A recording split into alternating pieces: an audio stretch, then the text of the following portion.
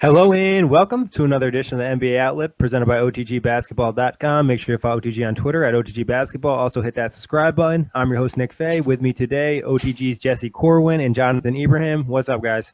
Hey, guys. Always great to be on. You guys ready to talk some free agency or what? Hey, guys. Good to talk to you. Jesse here. Jonathan, happy belated Canada Day to you. Everyone else, happy 4th. Let's get it going. Yeah, let's get it going. You know, we talked about some guys yesterday on the pod for free agency, so we're going to touch on the guys from late last night and today. So we're going to start off with Joe Ingles. This is actually a pretty big signing. 4 years, $52 million. This was a hot guy on the market. You know, a lot of teams were looking at him. The Clippers were looking at him. I think Orlando threw some money at him, but he stayed in Utah, and this is big for the Jazz. Yeah, this is a nice deal for the Jazz, too. And some teams, especially in smaller markets, have a tendency to overpay for guys like Ingles, and I think they got a good deal here. Yeah, I agree. I think this was big. Also, we look at it from the Hayward angle. Same agent, you know what I'm saying? So there's something to be had there. The two said to be, pretty tight together. And he's a pretty good player, pretty undervalued. He came to the Garden last year. I watched him shoot around, and he is, he's no joke from deep. I've always appreciated his game. So I think that's a steal for sure. Yeah, I like the price too. Jonathan mentioned, I think Orlando offered him 4 years, $60 million. So keeping a player like Ingles, and a lot of people think he's just a great 3-point shooter, but this is an all-around good player, high basketball IQ, and like you said, the relationship with Hayward.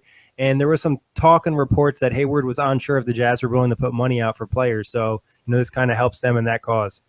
Yeah, between that and Rubio, that's a big deal. So we'll see what happens here in the coming days. Exactly. Moving on to a guy that's not as known, and that's Wayne Selden. This was a D-League call-up last year for the Grizzlies. He played some postseason minutes for them, so not a bad signing at all. He's a young guy, maybe develop a little bit more.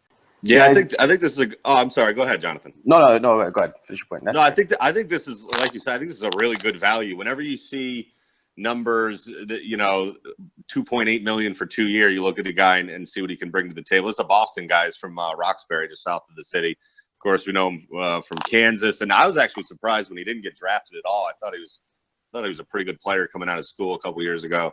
And I think this is a really good value signing. And like you said, he got some valuable. He played in all 6 games, I think, last year in that Grizzlies Spurs series. So he's definitely bringing some grit to the table. I think it's a good signing. Yeah, it's a low risk, kind of moderately high reward situation here for them. He had a couple good games. He tended to play just when they had some garbage time to put out there. But like you said, played in the playoffs, and he showed a bit of promise, and he's been rewarded for it. Yeah, but he's got that beef that they love in Memphis. You know what I mean? He's like 230, strong guy. He kind of works into their system really well. I think it's a good fit. And not to mention the Grizzlies are kind of cap-strapped from that Chandler Parsons contract last year, so they need to kind of find a way to get good value on some of these young guys that maybe can pop up. But talking about a guy that we know is a great player, and this guy was a hot commodity too, and that's Andre Iguodala. He decided to go back to the Bay, 3 years, $48 million. There was a real chance of him going to Houston, but he stays in the Bay. What are your guys' thoughts on this signing right here? I think it's a smart signing by the Warriors. It's not too long of a deal, so they can keep him around to keep that kind of core intact. And then as he gets up there in age, they'll be able to take that $60 million or $17 million off the books. Yeah. I was honestly shocked by this, and a little disappointed, but no, I mean it's obviously a great sign. I mean he's like the glue guy, right? The kind of guy who's like a championship type player. You bring him off the bench, and I think it's a great fit. I mean, we're looking at a serious luxury tax bill here for the Golden State Brass. Though they're already well over that what's expected to be around 99, 100 mil cap here. They're already I think 130 mil plus. Still some roster spots to fill, so we'll see. But I mean, Iguodala is the man for sure. I've always been a big fan of his. Yeah, they definitely needed to keep him. He was that guy they brought off the bench, and he kind of kept things steady. Obviously, he was huge in the finals. He played a big portion in a lot of those games as well. But I thought it was kind of surprising because, going to the offseason, all we heard was, Iguodala's not going to leave. He's going to re-sign for sure. But then he had all those meetings, then the meeting with Houston, and then canceling the rest of the meetings. It was definitely a concern. I mean, it's good for the Warriors that he brought back. It would have been cool to see what he could do on the other team, but yeah. I can't help but think that the Warriors overpaid for him, though. I can't help but think that. We're talking about a guy who comes off the bench, plays 20, 25 minutes. I know about the intangibles. I know about the fact that he's a glue guy, but 16, 17 million for a glue guy? I don't know. I don't know. Well, I think I think in a vacuum, like you wouldn't be shocked, right, if the Sixers or the Lakers threw that kind of cash at him. But yeah, I mean, going back to the Warriors and like we said, like them being seriously strapped with the cap, that 16 mil a year or whatever. That's and they had a first offer as well, and then they upped that after it kind of looked like he might hit the road. So yeah, I mean it's some serious cash. I didn't think they'd pony up that much. Were you guys surprised that he gave him that he got the third year and it wasn't a 2-year deal? Or I think if it was going to be a 2-year deal, I don't think he would have taken it. I think at his age, those types of players are kind of they're looking for their big last contract, and for Andre Iguodala, this is exactly what that is. Yeah, this takes him to like age 36 or something like that. So, and he canceled that meeting with Philly. I thought he might head back to Philly with them, but yeah, I think you're right. I think the third year was definitely a big deal for him. Moving on to another pretty well-known free agent, that's Serge Ibaka. Ibaka decided to re-sign with the Toronto Raptors. This is a good sign for them. There was some question about the Raptors if they would they'd go into that young swing or they'd keep Lowry and Ibaka. So it looks like they'll probably keep Lowry too. What are you guys' thoughts on this? Well, me personally, I'm not a Lowry fan myself. I think he comes up small when it matters most. Personally, I think he's a great regular season point guard. He's tough. But I think when he plays some of those bigger guys with longer reach, he just really gets, his little stop, turn around shots. He doesn't get them off, etc. So I think you're right. I think this is a precursor to them trying to bring him back. But, Ibaka last year, career high from three, shot close to 40%. I think he's a good stretch four and a good player for sure. But, I don't know if you guys heard these reports from last week, and we know he's from the Congo, that he might not actually be 27, like straight out of Major League Baseball. And so he, yesterday he came out, he's like, I am 27 or whatever. And then, and then signed the deals. But yeah, I mean, that's a lot of cash for him. Yeah, it's a good deal for both sides. I think the Raptors and Ibaka kind of benefit from this. Interestingly enough, I've been hearing that he's going to be playing a lot more center for the Raptors this year, which means Jonas Valanciunas is going to kind of be taking a backseat role to Serge. So it'll be interesting to see if they try and move that contract. And I've also heard that they're going to be targeting Paul Millsap going forward, and if he'll be involved in that contract and a sign and trade with Atlanta, that would kind of be an interesting situation for them. I mean, that would make a lot of sense. He was pretty effective at the 5 in the postseason, and Valanciunas has obviously been really inconsistent for the Raptors.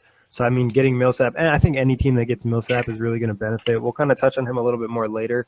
But I think Ibaka at the 5 position, especially with the way the NBA is going and his shooting ability, definitely helps the Raptors. Yeah, that's a good fit. Also, PJ Tucker hitting the road, that's a major factor. They kind of needed to bring him back. So well, that's the next point we're going to hit on right there. PJ Tucker, he leaves Toronto. They traded for him last deadline. He heads to Houston.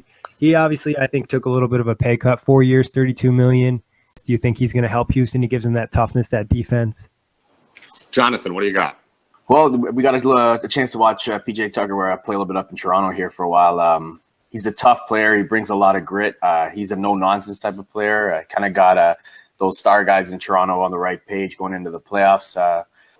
Lowry and DeRozan, they're not really known as players with a huge winning mentality or a chip on their shoulder, but he definitely brought that to the team, and they're going to miss it. But yeah, it's a good pickup for Houston. I don't know how he fits with their system as well, but he's definitely the defensive stopper they need. So it'll be interesting to see how that works out. Yeah, see, I think this is a great fit, great signing for the Rockets. Exactly what the doctor ordered for them. Of course, not a huge offensive threat, but I don't think offense will be a huge problem for them. They do lose, some defensive presence on the perimeter, but yeah, PJ Tucker, I like his style, man. He's a hard-nosed guy, and you guys probably recall him and Harden getting into some classic matches back in the day with the Suns and Rockets too. So be interesting to see how he fits, but I think that's a good fit at a good price for them. Yeah, I mean, and you look at, the Western Conference and all these good perimeter players, and if you're going to win, you get to a championship, you're going to have to beat the Warriors. So you need these tough wing defenders that are going to help you slow down the Kevin Durants and the Klay Thompsons. So I think this is a great signing for the Rockets. It hurts the Raptors, but, what are you going to do? I think they might just looking to go another direction, because if they're going to obviously need their money if they're going to go after Millsap, which would be huge. But another tough guy, and that's Taj Gibson. He signs with his former coach in Minnesota, Tibbs, on he signed a 2-year, $28 million deal. He'll probably play a lot of that 4. He may start. I don't know if they're going to go with him or Gorgie Dang. What do you guys think about this signing, him reuniting with Tibbs? I've always been a big Taj Gibson fan. I mean, he's in that mold of PJ Tucker, a no nonsense guy. A little older now, like early. I think he's like 32. So I think watching him last year, he definitely has lost a step. But I mean, that interior presence and reuniting with Tibbs, I think is huge. I think that's a great fit for them, definitely. Yeah, it'll definitely benefit those young guys in Minnesota be around a kind of tougher, defensive-minded guy. He's a great fit with them as a player coming off the bench, and I think he'll fit great alongside Karl Anthony Towns. Are you guys concerned that they should have went for more shooting at that 4 spot? Or is it okay to go with Taj? I think Gibson's the fit because you have so much youth there. I think you want to try and get those guys reps, and we'll see if they add kind of a lower level outside shooter at some point. But bringing in Teague, who I think's a great distributor, with Gibson under the basket, and then you have some of those other guys there, and of course Butler now hanging out at the Mall of America. I think that's a good fit, and I think they want Butler to be the man and to get as many shots up as he wants. So I don't think that's a major concern. I actually don't think they went in the wrong direction at all. I think they did the right thing. Minnesota already have quite a bit of 3-point shooting. Karl Anthony Towns can shoot from the outside. Even Gorgui Dieng can shoot a little bit from the outside. So I think they needed that kind of interior toughness a little bit more so than they needed perimeter shooting. And then, you get more of the Chicago reunion because you mentioned the Jimmy Butler. So guys know each other. He brings that veteran presence, and that's something obviously you need for a young team. Just a quick touch on the Timberwolves. Obviously, they made the move for Butler. They signed Taj Gibson. They pick up Teague. Where do you see this team in the Western Conference next season? I mean, if they're in the East, we're looking at a 3 or 4 seed probably. West, it's going to be tough. I think they do sneak into the back end of the playoffs. I don't think they'll go anywhere from there, but I think, it's going to be all about fit. But like you said, I don't think those relationships can be undervalued with Tibbs, having the relationships with Butler and Taj Gibson in the past. I think that automatically kind of brings in that leadership at the top right there. Teague's a veteran by all accounts, like a really great guy and a good leader. So I think they've done a really just fantastic job this offseason. So yeah, I mean, I put them, near the bottom of the Western Conference playoff picture this year. Well, it'll be interesting with Chris Paul leaving the Clippers, and it'll be interesting to see what happens with Gordon Hayward, whether or not he moves east. But let's say he moves to Boston. I mean, that 4th and 5th spot kind of opens up, and Memphis haven't really gotten a lot better. OKC have gotten better, but I mean, we'll have to wait and see how that's going to work out with Paul George and Russell Westbrook. So if depending on how well the young guys develop, and I mean, they added a lot of talent, Jimmy Butler, Jeff Teague, like you said. So I could see them climbing up to that same position Utah was in this year. See, I think you have a lot of good points there, Jonathan. I just think it'll take, it's going to take till, after New Year's or something, until they really start to figure it out, maybe the All-Star break, and then they really start to run. I think they will be a tough first-round matchup in the playoffs. I just think early on, it's just so many variables to figure out. But yeah, they'll be good for sure. Typically, I tend to agree with you, but I think with this core group already having played a season under Thibodeau, Jimmy Butler coming in, having already played multiple seasons for Thibodeau before, I think it's going to be a little bit more seamless than it would be if this was, another team with a different coach. Yeah, could be. Yep.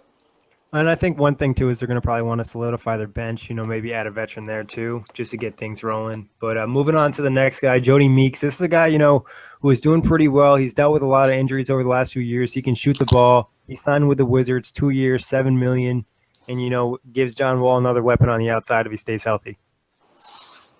Yeah, I've always been a Meeks guy. Like him coming out of college, he was one of those guys where you're like, he's going to be really good, right? And I think he's been in the league, 7, 8 years, 5 teams or so. So you wonder, is it a character thing? Like you said, he's had some of the issues, but I think this is a great punch off the bench. We saw, we saw with the Wizards, Wall and Beal just having to, in that Celtics series, just play nearly the full game. And I mean, to have this kind of scoring punch off the bench to kind of spell either one of those and spread the floor. And we all know Beal and Wall are at their best when they're getting to the bucket.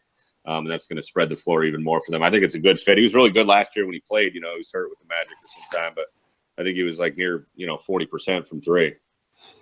Yeah, like you said, he's a great punch off the bench. He kind of shores up that second unit a little bit. It kind of let them down in the playoffs. So I think it was a move that they really needed, and I think he really helps them out. Adds a little bit more shooting from the perimeter. I think it was a good pickup.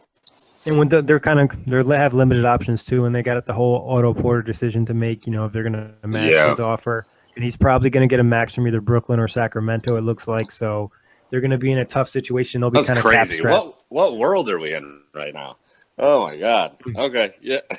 We'll touch a little bit more on the restricted free agents later, but moving on, Amir Johnson, it moved from Philly right there. 1 year, $11 million. Good deal for both sides. Amir gets paid. Philly gets a veteran for 1 year, and they get cap flexibility for next year.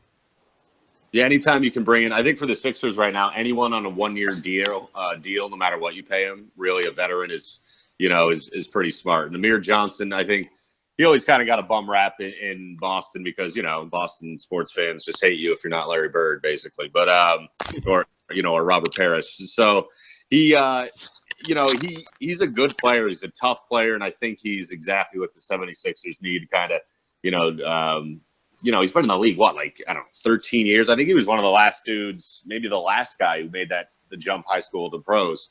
So he's like 30 years old, but he's been around a while.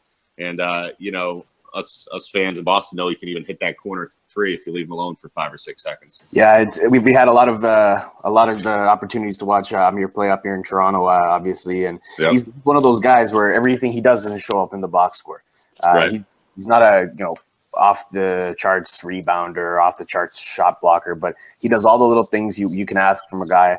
I think Philly got a great player. I kind of wanted to see him come back to Toronto and maybe fill in as a bench role. He's a beloved player here in Toronto, but Philly got a great player, and they might have paid a little bit much for him, but on a 1 year contract, there's really not a whole lot of risk there. Yeah. And like you guys mentioned, he's just a veteran that Philly needs with adding all the talent they have now and, looking at maybe making the postseason this year as a lower seed. They're going to need to add vets to kind of solidify things going forward there. Another guy who actually played in Philly, Michael Carter-Williams, he signs a 1 year deal with the Hornets, $2.7 million. Not much here, Michael Carter-Williams, a guy who was won Rookie of the Year back in the day for the Sixers, and then he just kind of fell down from there. Jonathan, what do you got on him? I'm still trying to wrap my head around this guy. I mean, he came in with such a great opening season, and it's just been downhill from there. It's just been one stop after another of disappointment. And I like to see him be successful, kind of go back to, he's a big point guard. Usually they have a size advantage defensively, but his inability to shoot well from outside has kind of hurt him. So I don't know. I'm still, even after 3 or 4 years, I'm undecided on this guy. Yeah, I think you can get in line with pretty much everybody else too. Yeah. So again, another 1 year deal. I think like Jonathan said earlier, with a couple guys, low risk, high reward for Jordan. Down year last year, of course, they did the Hornets just declined that team option on Ramon Sessions as well, helping out Kemba. So I think this is a needed addition, and maybe you strike gold with this guy. We'll see. Well, one nice thing I think people mentioned is Michael Carter-Williams, like you guys said, is a little bit bigger guard, so you can play him with Kemba, and he can guard the 2 position a little bit, and it kind of lets Kemba play off ball a little bit offensively, where he doesn't have to take as much of a beating like he did last season, and he kind of faded as the season progressed. Yeah, he really does take a beating for sure. So another backup point guard signed, a guy that catches a lot of hate around the league, and that's Jose Calderon. He signed with the Cavs 1 year, $2.3 million in that backup role. What do you guys think of this? Is Calderon even going to play for the Cavs, or do you think he's going to mostly sit on the bench? I think it's a good fit. I think it's a good fit for them. Again, they don't have a lot of cash to spend. We know that, of course, and as they continue to try and kind of rework that roster and maybe get some non-guaranteed contracts and some trades or something, try to bring somebody else in. But Calderon, again, we spoke earlier about, guys just getting tired in the playoffs. I think I referred to the Wizards a little bit, but, we saw just how much some of these star players like Kyrie play, in the playoffs. And that may not change, although, of course, Calderon not nearly at the same ilk. But I've always been a Calderon fan. I think he brings a lot of energy, intensity. And I think he's definitely a spark plug off the bench. Sorry, I got to disagree here. And I want to preface this by saying that I was a big Jose Calderon fan, especially when he was in Toronto. But he doesn't really fit the bill as to what the Cavs need. He's a terrible defender. He doesn't shoot the three ball nearly as well as he did when he was in his prime. He's older their whole now. team, Jonathan, their whole team is terrible defenders. So, Right, I mean, what did you expect? Right. So then wouldn't logic dictate that they would add a good defensive player? Yeah, for sure. Right. So I mean, he's awful defensively. He's always been a pretty bad defender, but as he's gotten older, he's awful defensively. He doesn't shoot the three nearly as well as he used to, and he doesn't have a lot of play experience. Like his last few stops were New York, LA. I mean, I guess he played for Atlanta a little bit last season, but I mean, he's not got a lot of playoff experience to add to that core. I don't see the fit. I mean, maybe I'll be wrong. Maybe he'll come out playing well. He'll have fit into a nice backup role, but I just don't see the fit. Do you guys think it's a possibility that maybe he doesn't play much and he's just a guy to have around, in that James Jones type role where, you're just having a veteran and kind of get things going? I mean, he obviously is really getting up there in age too. Yeah, that's certainly a possibility. And actually, Jonathan made some really good points on that. So I'm going to change my answer. Terrible pick. No, but yeah, we'll see what happens. I don't know. I'm a big believer in when you go to a winning environment, you step it up, and he is older, and maybe he has one more decent season in the tank. No, hey, I think maybe he's just there to take over for Dante Jones so he doesn't get so many technicals. They just wanted a quiet guy in that role. Yeah, right. But so talking about guys who haven't got signed yet, some of the bigger names, we've kind of touched on them a little bit, but let's start with a Toronto guy, Kyle Lowry. What do we expect to see with Lowry? Are we going to expect him back in Toronto, or could another team swoop in like the Spurs and sign him? Jonathan, that's your boy. What's going to happen? I have very little doubt that he's going to re-sign with Toronto. I've always kind of thought he was going to be back. His kids are in school here, and from what I hear, they're doing well. They like it here. Toronto's a great city.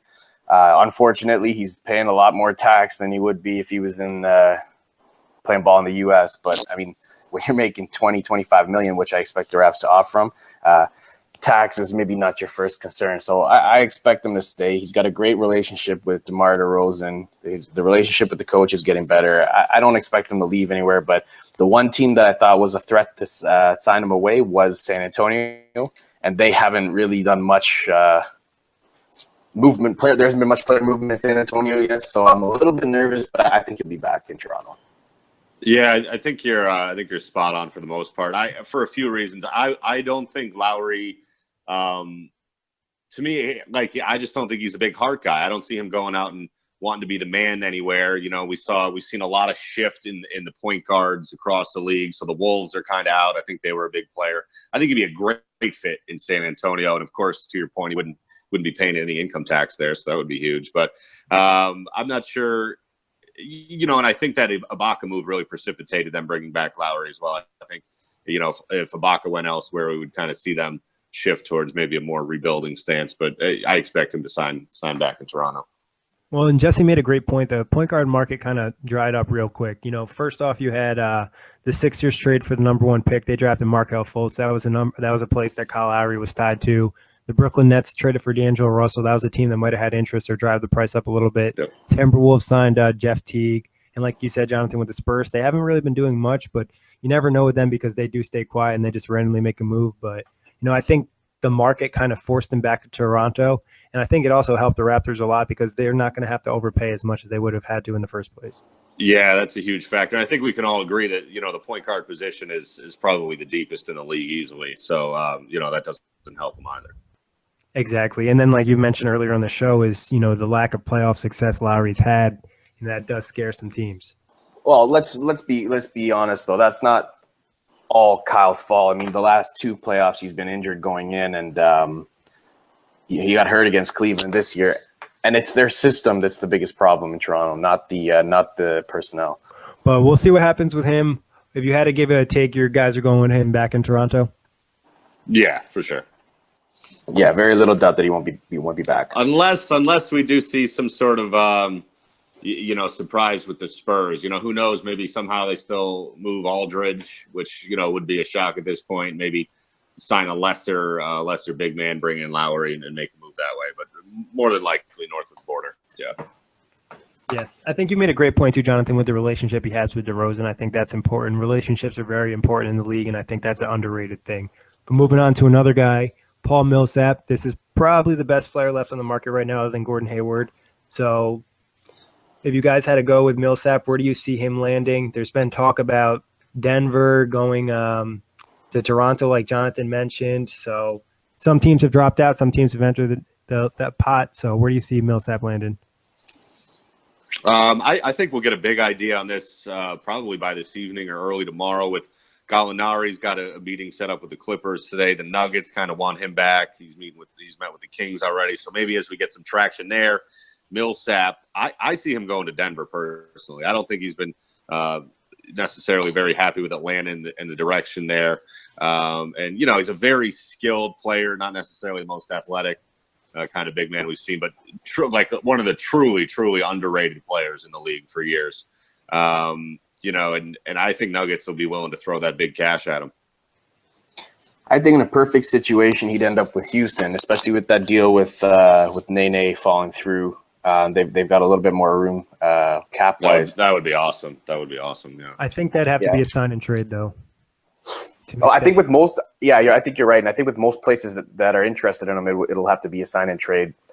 And whether or not Houston have anything to trade anymore after that Chris Paul trade is a kind of huge question mark. But I think that's a perfect situation for him if they can find a way to make it work. Again, Toronto would be another place for him to go where he doesn't have to be the guy. He doesn't have to worry about carrying the load offensively. He can just kind of play his game. He's an underrated post defender.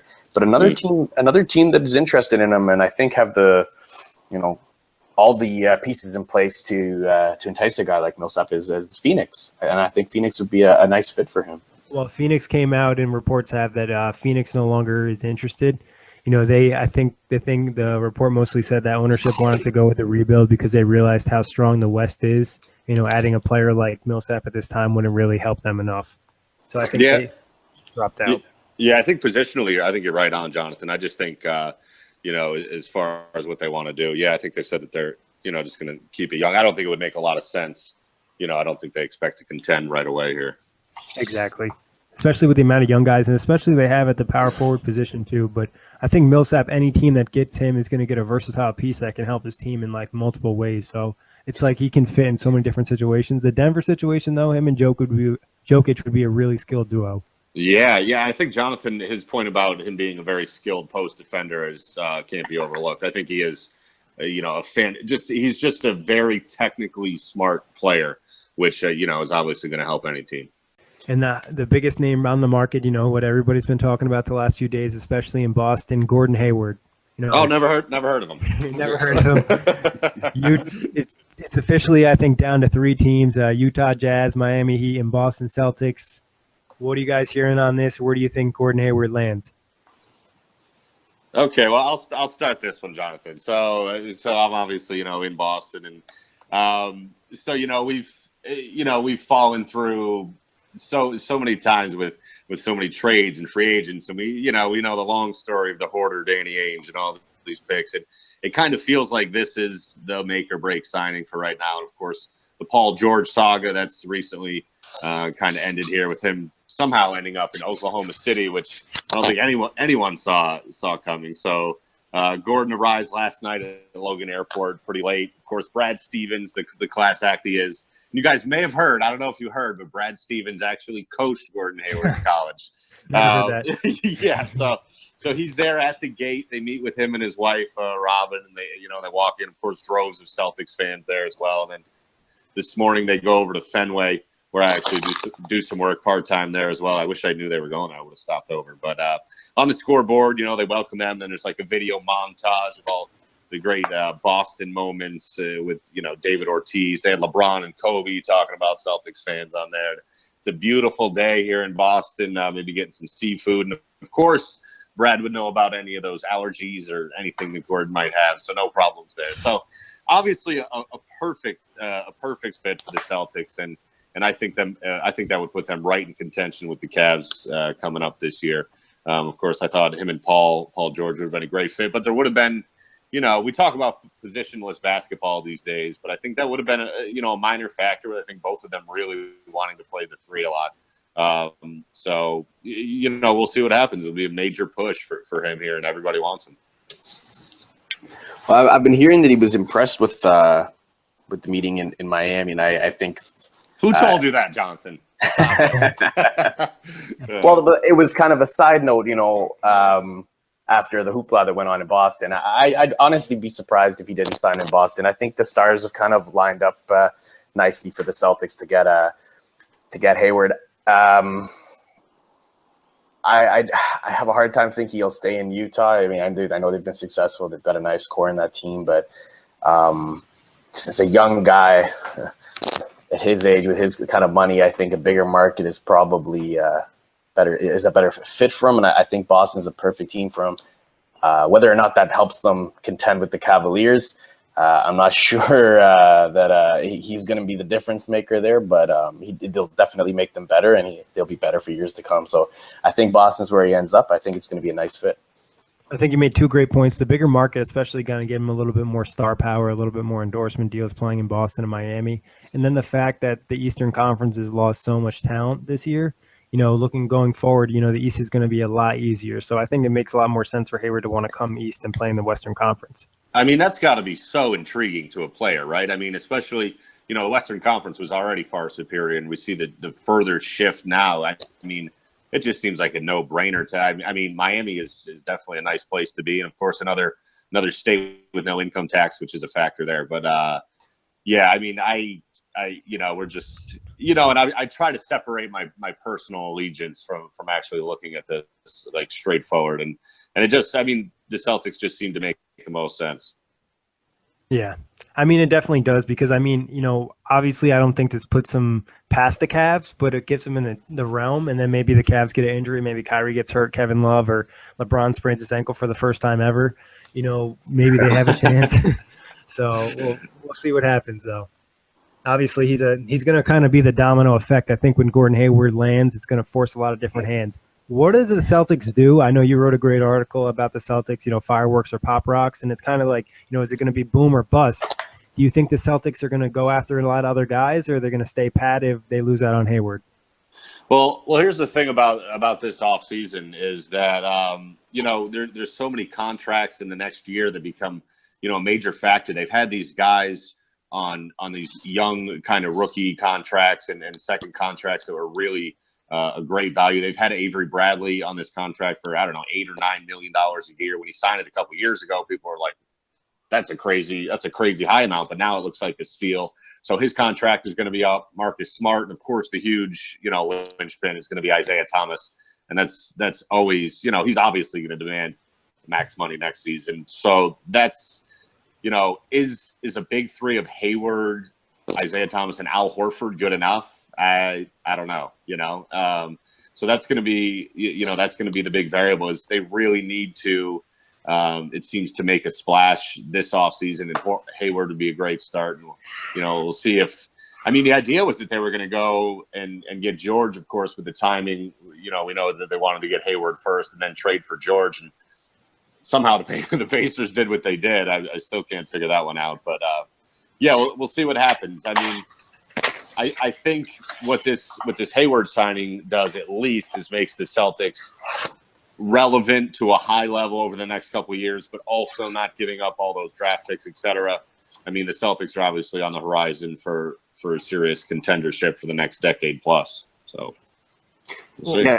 Yeah, just to kind of touch on that a little further, I mean, it is a big three of Thomas and Horford and Gordon Hayward going to be enough to beat the Cavs? Of course not, but I don't think that's necessarily the goal right now is to, beat the Cavs in their current form. I think what Danny Ainge and the Celtics are planning on doing is just outlasting LeBron James in the Eastern Conference. That's what it seems like. Yeah. You're right. And I mean, Ainge is no dumb guy. He knows that once you get past, like, no one wants to make it to the finals and you pace it every year. So they know, that there's at least another 3-4 years of favorable contracts for the Warriors as well until they really have to, make some tough decisions. So that kind of time frame, I think, to your point, Jonathan, is definitely a factor. Well, you mentioned this.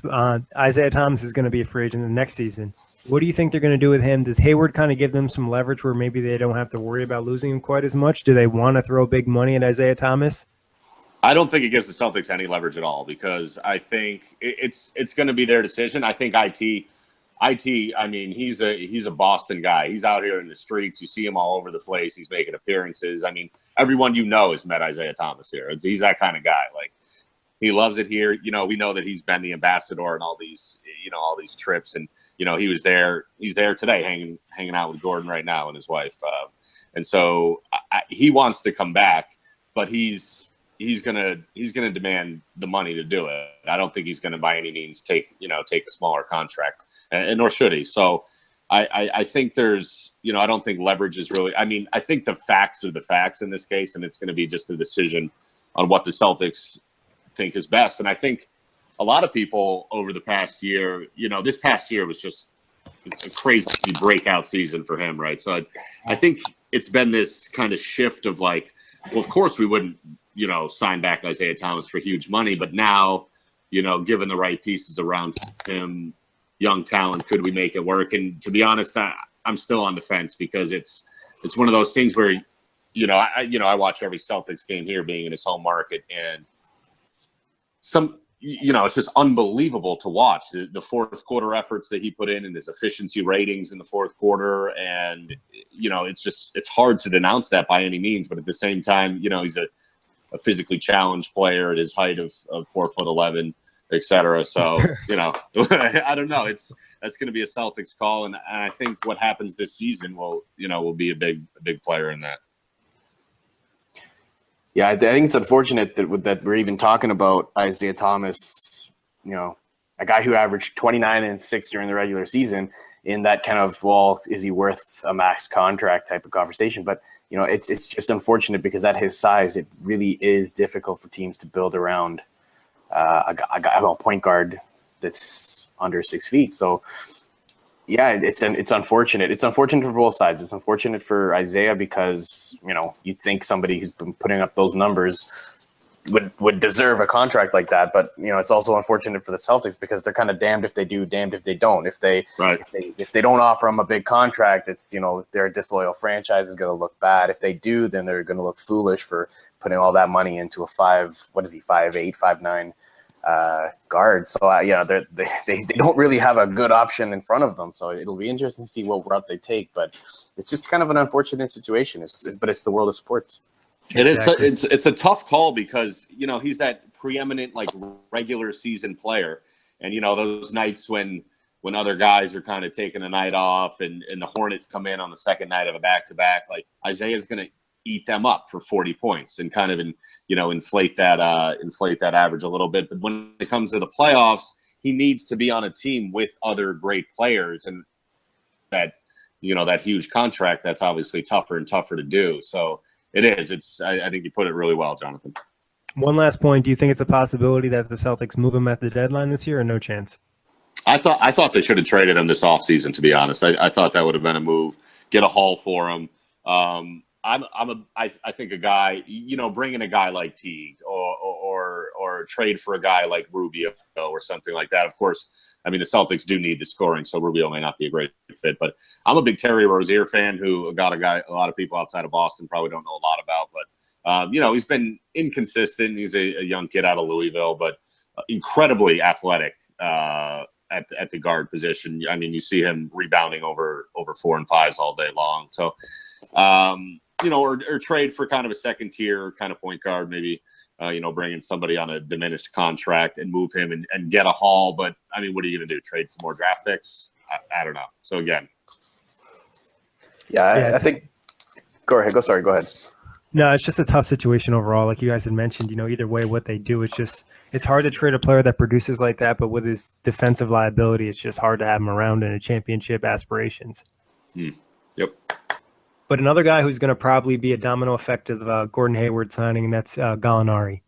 Teams will probably start going after him a little bit harder if they don't land Hayward, because obviously he's an offensive threat at the small forward, maybe power forward position. Where do you guys see Gallinari landing? Does he head to a different team? Does he end up in LA, or does he re-sign with Denver?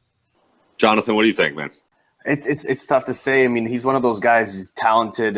He's as talented, 3 or 4 as any guy in the NBA, but he just can't stay on the floor long enough to produce for a whole season.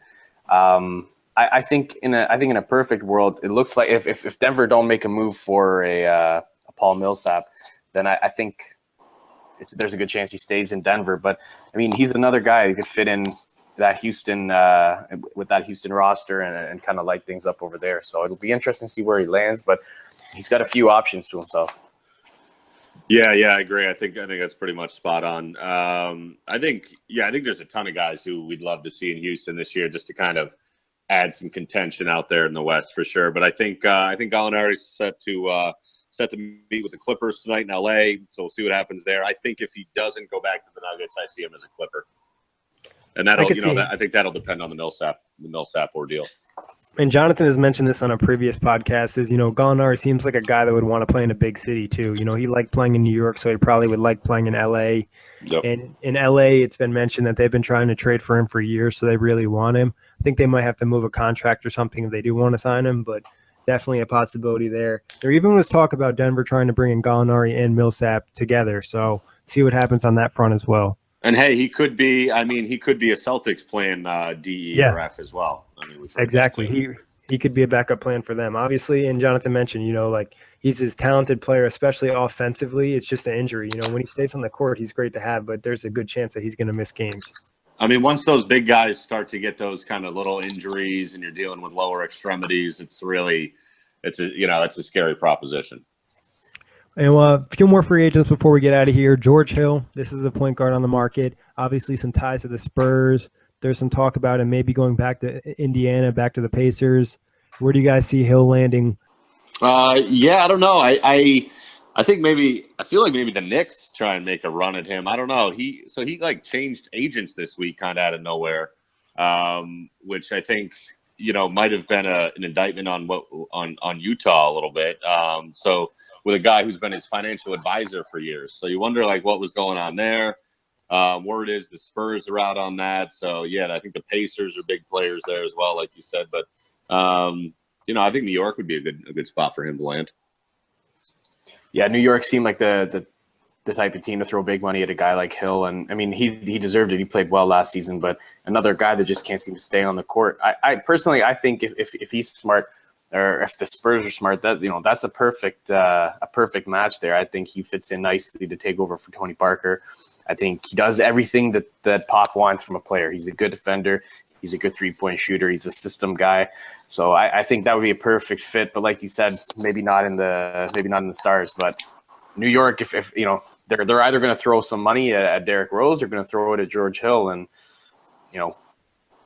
based on last year's production, believe it or not, they're kind of the same player at this point in their careers. So it'll be interesting to see how that plays out. Well, I think George Hill's more of a lot more efficient player and more of like a winning type player, and he'll complement your guys more. He's not as ball dominant.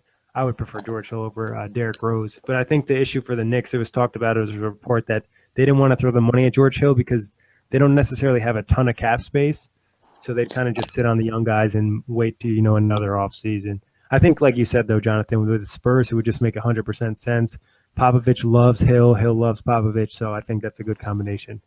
Yeah, I think that would be ideal. I think that would be ideal too. Yeah, San Antonio. You're telling me the Knicks don't want to throw a lot of money at a risky free agent? That is the most un-Knicks thing I've ever heard of. I mean, they got smart. I mean, they fired Phil Jackson, and now they're not throwing money away, and they actually might just rebuild the team the right way. If only they had done it 2 weeks earlier, and they could have actually got Dennis Smith and had a decent pick there in the first round. But we'll see. It's the Knicks, so we'll see what happens with that. We'll touch on two restricted guys. Otto Porter and Kentavious Caldwell-Pope. There's a lot of rumors that both these guys are going to get max. What do you guys think are going to happen? Do you think they end up back at their respective teams in Washington and Detroit, or do you think they end up elsewhere? Otto Porter, I think he's meeting with Sacramento today. I know your guys, the Brooklyn Nets, want in there, Nick, too, as well. To me, he's not worth that money. That's just me. I watched him play a lot. He's a very good player. Don't get me wrong. I'm not giving him max money. I've been hearing reports that the Wizards are prepared to match any offer that they that Otto Porter receives. So I think he'll stay with the Wizards regardless of whether he gets offered a max or not. As for Pope, if he's offered a max contract, I honestly would be surprised. I don't think he's worth anywhere near a max contract at this point in his career. And I don't know that Detroit would match a contract that big for him. Yeah, I agree with you. I would go with Porter. I mean, if I was going to max either guy out, I'd rather max out Otto Porter just because he's improved a lot. He's only 24 years old. You're going to see more improvements most likely in a bigger role, hopefully. KCP, it's just a little bit nervous with his offensive game. Obviously, defensively, he's a great player and he brings that energy and toughness, but, how much further is he going to develop and how much money are you going to be throwing at him? I think what teams hope for with Pope, I mean, I've seen nights with him where he looked like the best player on the court, and there's nights where he's not even in the building, so he is definitely, and by his age at this point in his career, he should definitely be more consistent. So yeah, Otto Porter would definitely a lot of upside. I'm surprised the Wizards came out and said that they have said that they would match all offers, including a max. I mean, that's a fact. I was kind of surprised by that. And I mean, it could be talk. Obviously, when you see the tax bill and you're like, well, we're going to have to pay this much, and what are we going to do? So type of thing. They might end up trying to move a contractor. Some talk about them maybe moving like Gortat or something like that. So we'll see what happens. I'm a big Gortat guy. I think he's one of the most underrated guys in the league too. He's a good player. Maybe ends up in Boston. So it'd be a good fit. It'll be a great fit. It would. So see what happens there. Obviously, free agency has been crazy. Guys, head to otgbasketball.com. We got the free agent tracker for you. Got all the deals in one place. But Jonathan, Jesse, great for coming on. Everybody, thanks for listening. Enjoy the rest of free agency and happy 4th of July. Yes. Be good, fellas. Good to talk to you. Take care, guys. Always a pleasure.